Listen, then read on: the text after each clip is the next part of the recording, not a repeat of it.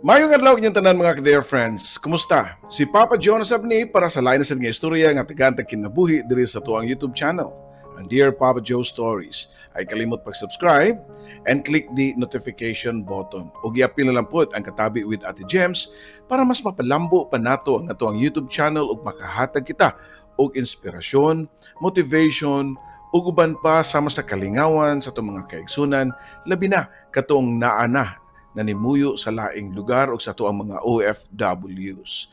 And of course, sa ato mga kaigsunan diha nga ginahan nga mopada sa ilang istorya, ipadangat lang kana sa papajoesuperb@gmail.com o i-check ang video description below para makuha gid niyo ang kompleto nga email ad. So karong adlaw, lahi na sad nga istorya nga tagaantag kinabuhi nga uluhan og pagmahay nga naa sa ulahi o pinadaki ni Joe nga way pagmahay nga maguna. So ubay-ubay naman gyud kitag content no nga tumong ani nga pagmahay nga di maguna pero padayon lang gyapon ang atong mga kaigsunan maski kapila na nato gisultian nga ang pagmahay na ay maguna pinaagi sa mga experience o ba nato mga kaigsunan nga inyuhan nang nadunggan. Pero di ta maglangay ug basahon na nato ang istorya ni Joe diri lang sa Dear Papa Joe Stories. Oh, Dear Papa Joe, tagapayo ng puso. Sa bawat kwento, ikaw ang sandalan ko. Sa pag-ibig, sa sakit, sa pangarap at saya, ikaw ang tinig ng bawat nag-iisa. Dear Papa Joe, mayong adlaw diha nimo. Dugay na kay ko nga gusto nga mo share sa akong kasinatian sa gugma pero karon pa lang gyud ko naglakas loob nga mosuwat diha kanimo. Paborito kay ni namo sa akong manghud ang magpaminawan sa imuhang programa while nga manglaba ug manglimpyo sa balay. Ang akong manghud ang sigig agni nako nga magpada sa akong istorya para makuhaan og pagtulunan labi na sa mga kabataan. Sugdan ako kong istorya sa diyang nagsugod ko sa akong college journey. Ako day si Joe, 22 years old, nga nagpuyo somewhere in Bohol. For me ka man nag-igsuon og ako ang kinamagbuhangan. Pero sa iyo gikuha sa kahitasan ang akong duha ka mga brothers, maong kambi na lang duha sa akong manghud nga babae ang nahabilin. Dili mi adunahan, sakto-sakto ra ang kita sa akong mga ginikanan ug igo gyud nga makakaon 3 times a day. Strict ang akong papa. Gamay nga sayop, bunal dayon pero ang akong mama understanding og supportive kaayo. Pag-graduate ako sa high school, naglibog ko og asa ko muskwela. Mag-TMC na lang unta ko kay naman ko'y mga friends og kasagaran didto. Pero ni-suggest ang ako ang tito nga adto lang ko pa-eskwelahon sa gitrabahuan nga eskwelahan sa iyang wife kay tabangan ko nila pagpa-eskwela. Gi-grab na ko ang opportunity kay di man mi arangan o para di sad bugat para sa akong mga ginikanan kay duha biya mi kabuok ang nangiskwela. Ug tuod man nagpa-enroll gyud ko og didto na ko naila-ila si Neng. Kini si Neng second year ang kurso ani niya, BSMT, samtang ako BSED. Feeling close kami ni Neng. First day pa lang mi nga nagka-friends, close na mi dayon. Pag second sem, nakauyab ko. Og buutan nga lalaki pero wa mi magdugay. Kay next year, di naman siya muskwela o niya di ko ganahan og LDR. Mao nga nagbuwag mi. Broken kay ko that time. Pero nagpasalamat ko sa akong friend nga si Neng kay iya kong gi-comfort ug wa gyud ko niya biyay. Dali ra ko naka-move on tungod kang Neng. Ug siya sad ang akong inspiration, mga dagko ko grades ug Plot 1 gyud tungod niya. Si Neng ang tig-motivate nako.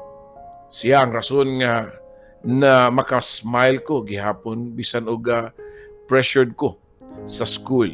Kaya napay time nga sa puton ko. Kaya di lalim ang education nga course. Neng always find ways para ma-relax ko.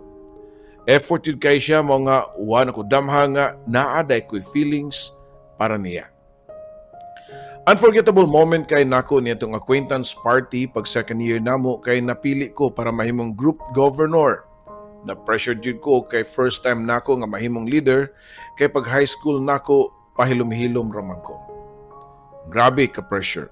Kay ubang members gahi og ulo, musukol pa, then napay uban nga mga members nga singkahan ko. Napuno na ko nila, mao nga ni walk out ko unya ni sud ko sa room 103. Dito akong gihilak ang tanan kay wa na ko kay baw sa akong buhaton.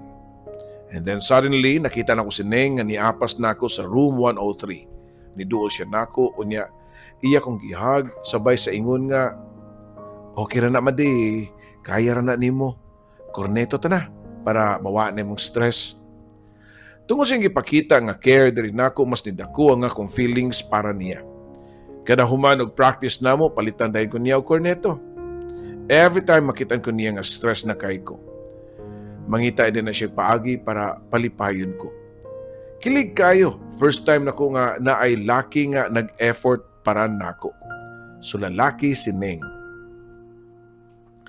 Padayon ang paglabay sa mga adlaw. Mas nagka-close pagidwing taman ug mas nidako ang akong na-feel nga love ngadto niya. Bisag kinsa naman siguro nga tao nga gipakitaan sa iyang sobra ka caring, sweet, lambing o gentleness nga kuwang nalang hungitan ko niya. No way nga di ma-develop, Papa Joe. One day, di ay program or activities sa among school. Usak ka baile, kinaraan nga style sa disco. Wa ko mag-expect nga isayaw ko ni Neng. Kilig kayo ko kay lagi crush na ko siya. Halos di na ko makakonsentrate sa too much kilig nga feeling na ko nag-slow-mo ang palibot niya tong panahon na. Gi-special dance pa ko niya. Maong walay lain lalaki nga nakaparis nako kay ROTC officer ba ni si Neng. Mahadlok ang uban nga mga estudyante. Di pa na ako makalimtan nga while nanayaw mi ni confession nako. Madi, dugay ra ko nakagusto nimo pero nakauyab mong kaglain. Mao nga wa na lang ko musulti nimo sa kong true feelings. Murag igog na sa panganod niya itong higayuna kay sa katapusan iya nagyud ko nga gipanguyaban. So kaniadto halos din nami magbuwag. Ang paborito ng place nga tuan kay ang Kinamot Grill. Inatiman kay ko niya sa kaon. Feeling safe kay ko kung nga kauban nako siya. Sayahan ako na feel nga importante ko. In love na kay ko niya. Akong giampo sa Ginoo nga unta. Siya na ang ako makauban sa kinabuhi until forever. Nilabay ang buwan, month of May kadto. Fiesta sa amuang barangay. Gidana ko si Neng sa mua para ipalaila sa akong family o best friend. Pagibaw sa akong best friend nga dadon ako si Neng ni chat siya nga muadto sa amua para magkakita pud sila. Human sa mong klase ni Neng, ni diretso na mi sa mong balay kay naana po dito nagpaabot ang akong best friend for 7 years nga tawagon lang nato sa pangan nga Geng. Human sa kong palaila sa family, nang lakaw ming tulo, si Neng and si Geng paingon sa piryahan. Nag-enjoy kayo mi og kaon og sakay-sakay sa mga rides.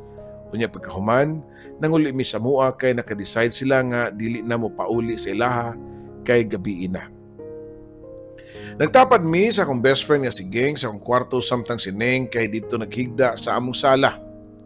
Pagkaugma namalik na kami ni Neng sa among boarding house kay nagboard man mi duol sa eskwelahan. Si Geng ni pauli na sab sa ilaha. Bago pa gani mi naabot sa boarding house, nananghin na dayon si Neng nako nga naakuno sila ilakaw sa iyang mga barkada. Sa moto nga nilakaw siya. Unya mga 4 hours siya nga wa makabalik. Makaibaw raman ko kay pareho mig boarding house pero lahi lami og kwarto. Samtang nagpaabot ko nga mauli si Neng, ako nabalitaan nga nasunog ang lugar nila ni Geng nga akong best friend.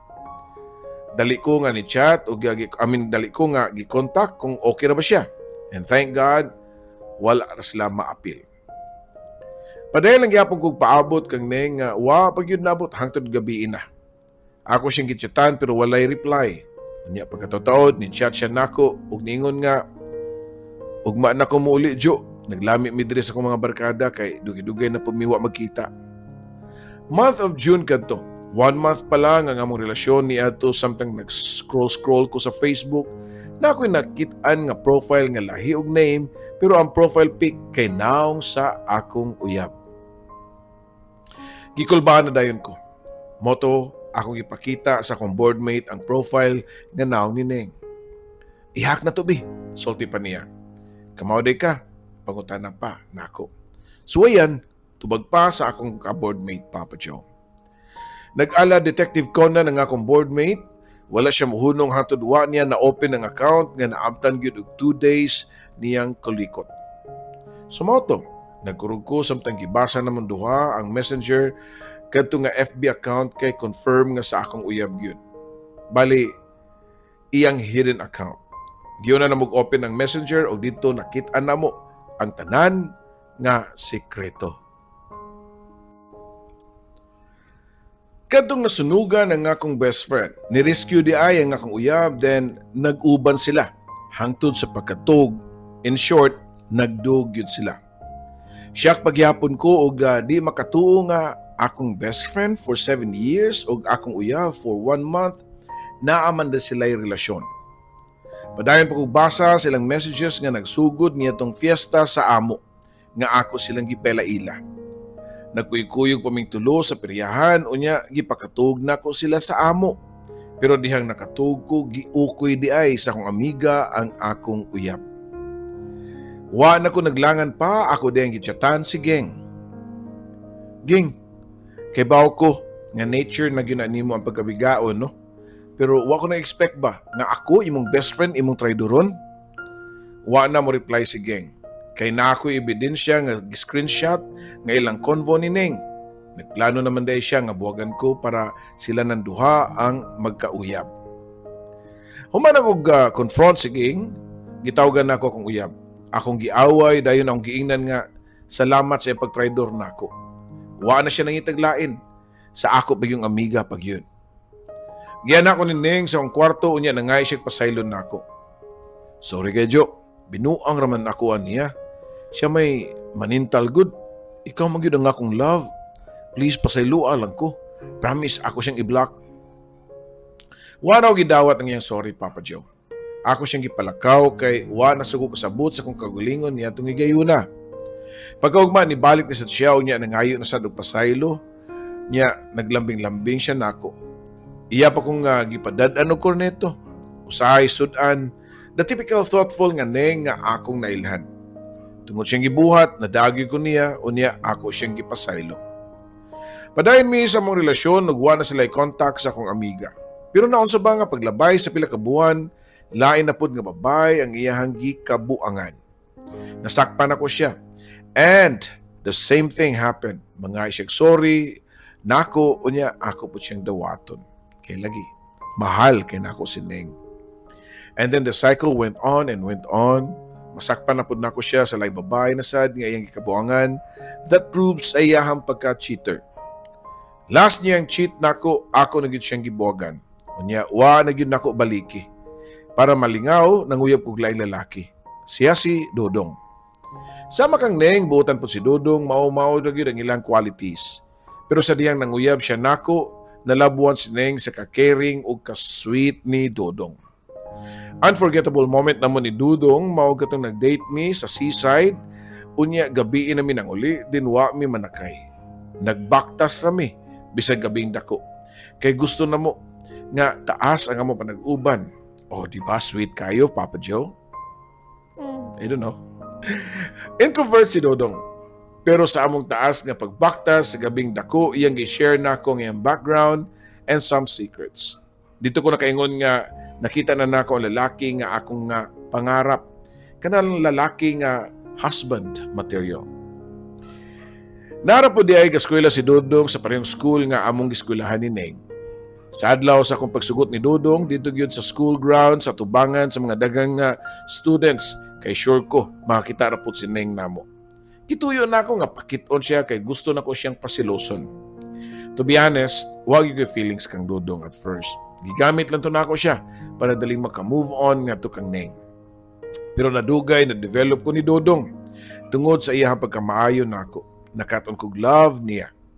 Kung kanus ang okay namin ni Dodong, nagpakita naman po og interest in Neng nako. Siguro effective ang akong gibuhat nga pagpaselos niya, pinaagi kang Dodong. Nibalik siya approach, diri ka nako, Sineng, bubisita siya nako, muhatag-hatag og food, ug uban pa nga usual nga pang-akit niya nako sa una. Tuod man, nilampo si Neng. Kay nanay na balik na sa nga akong feelings nga niya. Magkita mi patago, kay way kasayuran si Dudong. Pero way aso nga makumkum. Kay wa madugay, nasakpan mi ni Dudong. Nasuko siya, nagsorry ko nga niya. Gipapili ko ni Dudong kung kinsa nilang duha ni Neng. Si Neng ang akong gipili, Papa Joe. Month of November 2023, gihatag na ako ni Neng ang tanan kanang gitawag ninyo nga lilapaay sa leon o karnero, Papa Joe. Gihatag na ko niya para di na siya mangitaglain. Ug tuod man, nabalik sa kanindot ang among relasyon. Ug sige na naming buhat anang lilapaay sa leon. Nagbunga gyud ang among gibuhat. Grabing kulbaan na ako sa gibati. Pagsulti na ko ni Neng nga buntis ko, di ko makatuo sa iyang tubag. Di na pwede, masukko akong ate nga, ipakuha lang ay. Nasyak ko. Wa ako katingog, Papa Joe. Sige siya hangyo nga ipalaglag ang bata.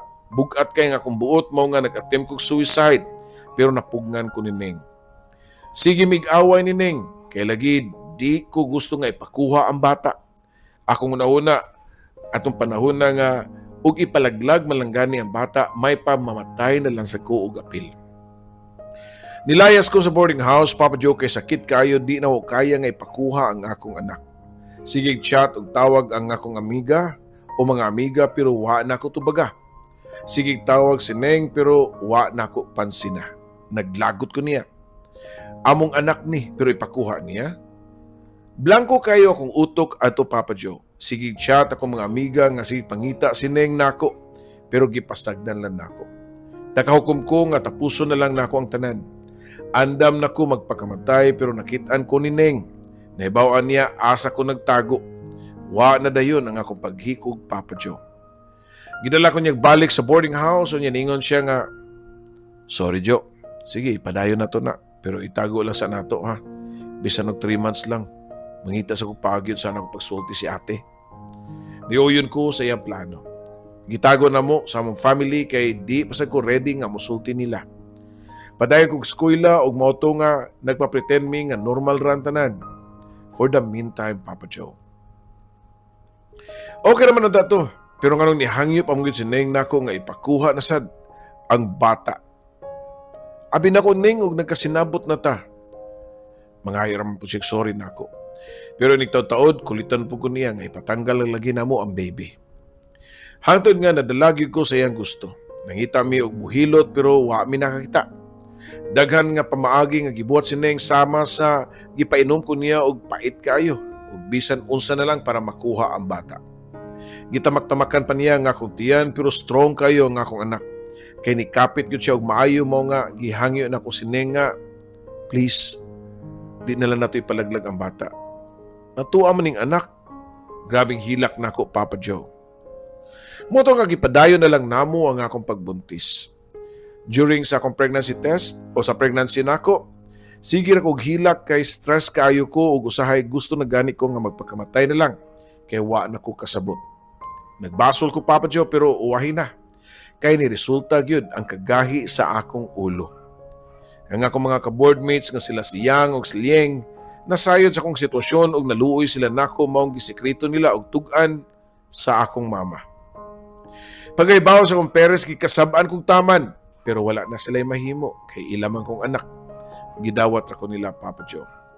Grabe ang kairesponsable ni Neng. Wala siya paki sa ko ang pagbuntis. Mas unahon pa niya ang barkada. Laag, disco o guban pa. Wa siya paki kung magpa-ultrasound o magpa-prenatal ko. Sobra-sobra na kayo ka-stress kung kanusa, wa na ko'y plano nga makuha ang bata, hapit naman hinuon makuha. May gani kay gidali ko og dala ni mama sa hospital. Kadawagi ko hapit makuhai tungod sa stress. Pero grabe ka fighter ang akong anak. Kaya nikapit yun siya pag-ayo, Papa Joe. Para mawa ang akong stress, nakahukom ko nga buwagan na dayon si Neng. Kay og naa siya, mas kuyaw nga makuhaan ko. Ningon raman po siya nga, sige magbuwag ta. Pero kung nana ang baby, magbalik lang niya ta ha. Isip one family. Month of August, Papa Joe. Nanganak ko og gwapa kayo ang batang babae. Nagtuo ko nga tumano ni Neng ang iyang saad nako pero wa na siya ni balik pa. Wa magpakabana. Ni patigbabaw ang iyang pagka-irresponsable. Giingnan na lang ko nga sustento na lang ka. O ako siyang giingnan nga sustento na lang ka. Bisan o gusto na ako nga buon ta mi. Di ko gusto og broken family ang akong anak. Pero ako'y mahimo. Di na ko mapugos ang tao nga way gusto. Ang setup namo, mobisita siya sa bata, inig maghatag siya sustento ug mga diaper. Kada makita ko niya, di gyud ako malikayan nga bation ko kalipay. Di na ko ika-deny nga love paghihapon nako siya. Usa kay gayon niadto diyang nibisita siya sa bata, nangurso kog ingon niya nga, Ning, magbalik na lang ta para makumpleto atong family. Bisan para sa ato ang anak lang. Ang tubag ni Neng kay sakit kaayo, Papa Joe. Gidinay niya nga kung pangalayupo nga magbalik mi isip usa ka one happy family. Gipamukha gyud niya nga wa ni gyud siya love nako. Nasakita na sad ko. Unya walay mahimo kundi ihilak ang tanan. Ginagmay ra nga sustento ni Neng pero wa na ko siya i-pressure kay baw ko nga nag-eskwela pa man siya. 1 year after, mo ay pag 1 year old sa mong anak, kay nakigbalik si Neng nako. Amazing kaayo. Bisan sa katuig na anilabay, na-realize na ko nga mahal gihapon nako siya. Ug wa gihapon mawa ang akong damgo nga mabuo ang among pamilya. Di ko gusto nga magdako akong anak nga separated ang iyang mga ginikanan. Gusto ko og intact ang among family. Mao nga ako siyang gidawat pagbalik, Papa Joe. Ni promise sining nako nga magtarong na siya o mag-focus na siya sa among anak. So mo to, nagbalik mi as one happy family. Happy gyud kay ko, Papa Joe. Pero niabot ang adlaw nga kinahanglan nga magpalayo ni Neng kay di naman pud pwede nga magsaligrami sa among mga ginikanan. Kinahanglan nga mularga siya sa Cebu para mangitag trabaho. Nahibaw-an naman gud siyang ate nga og siyang mga ginikanan nga naa na siya anak. Samtang wala si Neng kay nangitag trabaho sa Cebu, ako pod nanikay-sikay kutob sa akong mahimo. Nag-sideline kong panilhig sa among kapilya para na ako'y income bahala o gamay. Diyang nagbalik mi si Neng, happy na kayo ko. Abi na kong mao na to ang happy ending pero nilarga si Neng. Sa layo, unya di na ko malikayan nga magkuna-kuna og dautan kay lagi. Mao masayang binuhatan sa una. Pirmi na ko siyang dudahan mo nga pirmi na po mi mag-away hangtod nga nauli gyud sa pagsinabtanay unya dili na pagsinabtanay, Papa Joe, unya nagkabuwag na pud ming duha. Nangita og trabaho, Papa Joe, nakasud ko sa tindahan unya kapoy kayo kay nagpa-breastfeed pa man ko. Ihatod na nako akong anak sa tindahan, inig kaudto para ipahatod na nako ang akong anak sa tindahan para padidion inig kaudto, Papa Joe. Pero wa na dugay, nabughat kong nagkasakit, ako anak, mao nga niundang kong trabaho. Di na ko kaya, mao nga balik ko sugod nga nagsalig sa sustento ni Neng. At first, mangumusta pa siya sa bata pero nadugay, malangan na ang sustento. Unya, kung tiyatan, masuko, mao nga mag-away na sadmi. Gamay ra ang iyang sustento, Papa Joe, kaya nagtigom daw siya para makasampa sa barko unya mangayo pod ang iyang mama. Nisabot ko, pero moabot gyud sa point nga mag-away kung nga magsige na lang ka-delay ang sustento. Iya ko ingnon nga kinahanglan po ko nga mangitag trabaho para di lang magsalig niya pirmi. Wala ko ilang mabuhat, sige na lang kong hilak. Gawa sa mga pasakit nga gihatag ni Neng nako, napay mga tao sa palibot nga bati o tinanawan nako. Gi-judge ko sa mga tao o gibasol ko sa akong family. Dagan pa mga sakit nga istorya nga akong nabatian o akong gipas-an tanan, Papa Joe. Usa ka adlaw niadto nakanona ko nga sakto na ang pagpasakit. Gi-block na ako si Neng. Di na ko gusto nga makig-communicate niya. Enough na ang akong pagsigig paubos every time nga mo-chat niya para mangayog sustento o niya masuko siya. Dili na ko magsalig niya. Maningkamot ko ako nga buhion ang akong anak. Kumuhatag siya, maayo kung nga dili okay ra pud. Basta ako, kaya na kong padakon ang akong anak ug mabuhat ko lang kini kung wa si Neng nga mao'y major emotional distraction sa akong kinabuhi. Bisag ko sa trabaho, akong gisudlan basta minaayo lang. naninda kog snacks sa eskwelahan, unya manuroy po kog barbecue nga saging o banana cue day Papa Joe. Sa kabalayan, bisan init padayon ra gihapon. Sa pagkakaroon na itrabaho si Ning, magpadash siya sustento pero gamay ra kayo. Pero wala ko'y pakialam. Usahay mo hatag po o ginagmay ang family pero naapoy pakapin. Ingon sa iyahang manghod nga deserve daw nako nga maing anik ko. Karong 2026 Papa Joe, padayon ko sa pagbago sa akong mindset. Maningkamot nga di magsalig samahan sa akong anak. Anyway, sa namay karma. Moabot ran time nga mabali ang pagtuyok sa ligid, unya sila na pud ang magpangita sa akong anak. Kami na pud ang mutalikod niya. Ang ako lang nga masulti sa mga lalaki nga sama kang Neng no nga mutalikod sa obligasyon, hinaut nga mag-usab na mo. Hunahunahon unta ninyo ang bata nga mo'y labing mapektuhan sa inyong pinuhatan. Please be responsible father even though you are an irresponsible partner. Nalapog ko'y message nga to kang Dodong. Dong, ay no napasakitan ti ka. I'm sorry nga nabuta ko sa kong gugma sa sayop nga lalaki.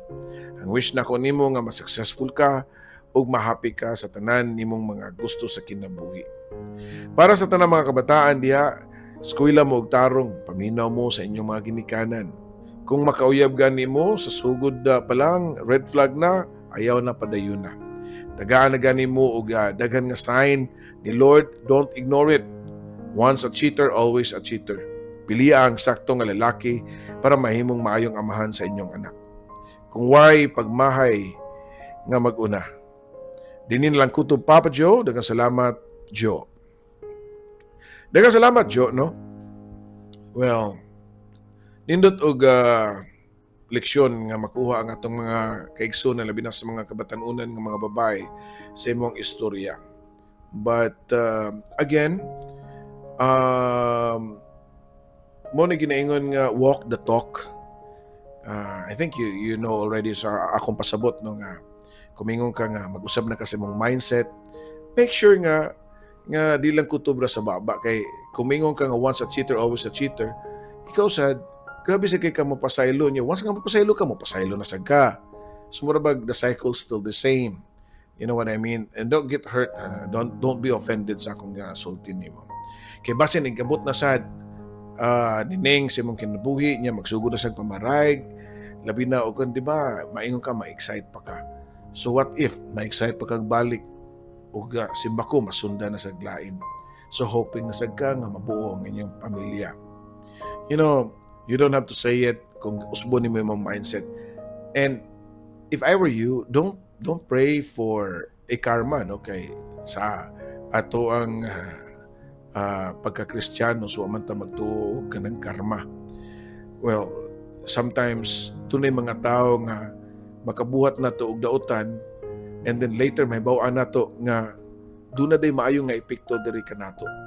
I myself, you know, daghang mga tao nga nagpasakit na ako sa una pero you know, wa ko maguna-una og bawas nila but karon magpasalamat pa gani ko nila kay kung wa may tabo ang ilang gibuhat diri nako dili ko may tabo nga mahimo kong ing-ani karon.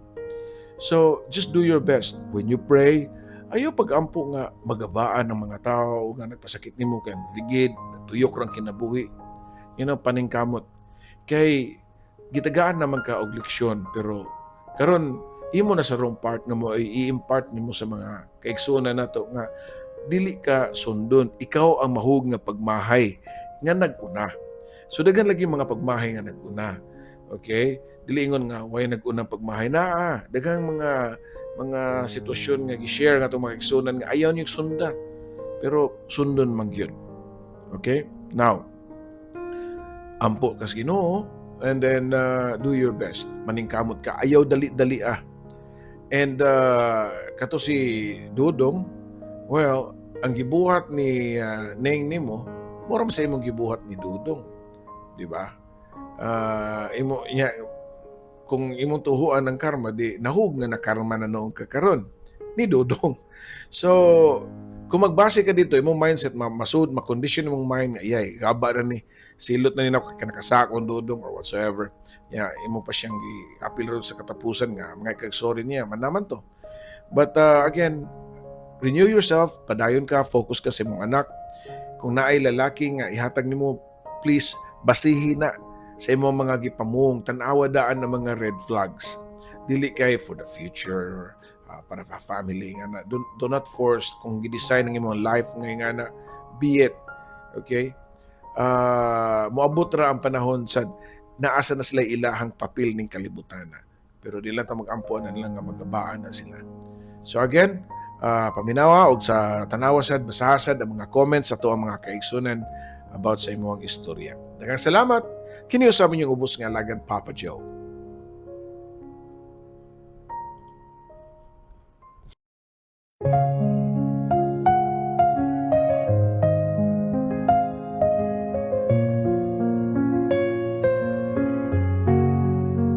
Sa bawat liham na aking sinulat, puno ng lungkot, saya at pangarap. Sa radyo mong tahanan ng kwento, Papa Joe, ikaw ang aming kakampi sa mundo. May luhang pumapatak, may ngiting bumabalik sa tinig mong kay lambing. Kami iyong pinapahid. Oh dear Papa Joe, tagapayo ng puso. Sa bawat kwento, ikaw ang sandalan ko. Sa pag-ibig, sa sakit, sa pangarap at saya, ikaw ang tinig ng bawat nag-iisa. May iniwang sugat, may bagong simula sa mga liham. Hinahanap ang pag-asa sa bawat kwento mong pinakikinggan. May aral at saya na hindi malilimutan.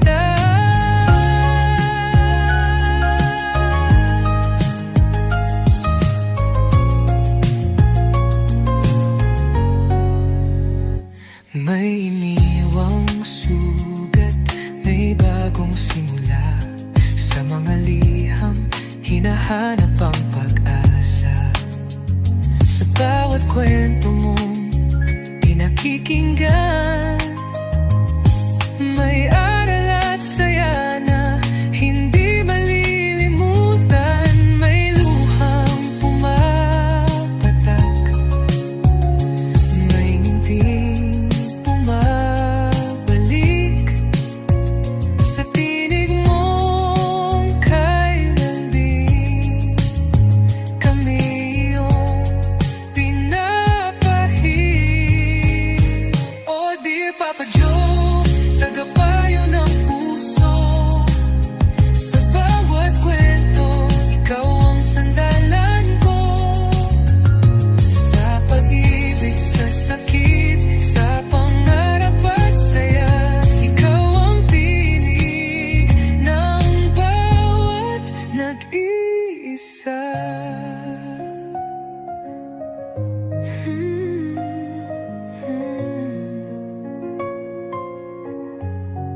Sa alon ng radyo, tinig mong gabay, nagbibigay pag-asa sa bawat buhay. Kahit saan man kami dalhin ng mundo, ikaw ang kaibigang laging nandyan, Papa Joe. Oh dear Papa Joe, aming kaibigan, salamat sa kwento mo.